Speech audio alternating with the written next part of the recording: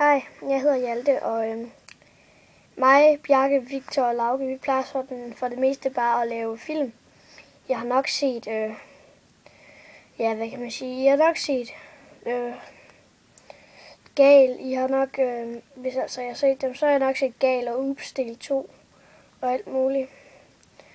Så har jeg lige tænkt mig at vise, hvordan jeg laver filmene. For jeg starter med at bruge min iPod her. Så logger jeg ind. Så går jeg herhen ind i. Så har jeg downloadet et program på App Store, som der hedder Splice Video Editor. Og så har jeg det her. Så er det liggende her. Der. Så går jeg ind på det. Så den her ser starten ud. Så går jeg ind på, hvad kan man sige. Vi kan gå ind, så laver man et projekt.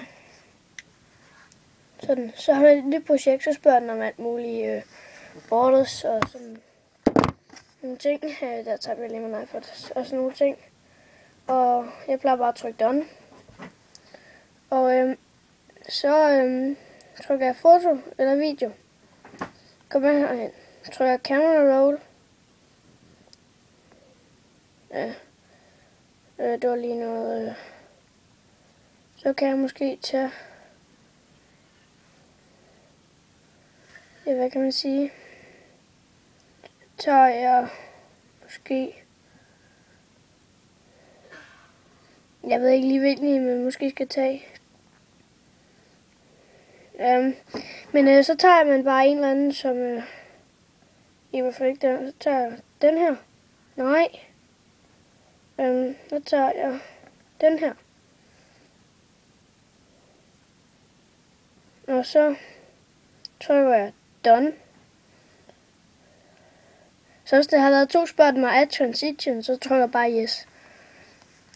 Så er den loaded. Så går man ind på audio. Det er sådan en lille knap, der sidder heroppe. Så tager man den her. Så venter man. Så finder jeg simpelthen det sted, hvor det fingeren måske rydder op, eller pistolen, eller hvad det nu er, jeg bruger. Så venter jeg lige på, at jeg finder den. Der. Så tager jeg den måske lige lidt før. Så spørger den mig Splice Library eller iPod Library. Så tager jeg iPod Library. Så tager jeg Sound Effects. Så ligger alle de her bare derinde. Det er måske ikke lige den, jeg skal bruge. Men, så er jeg måske gunshot. Trykker jeg done.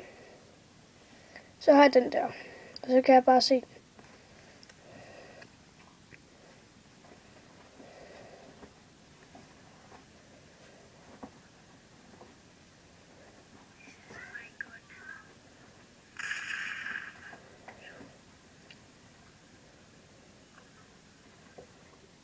Se, sådan var det.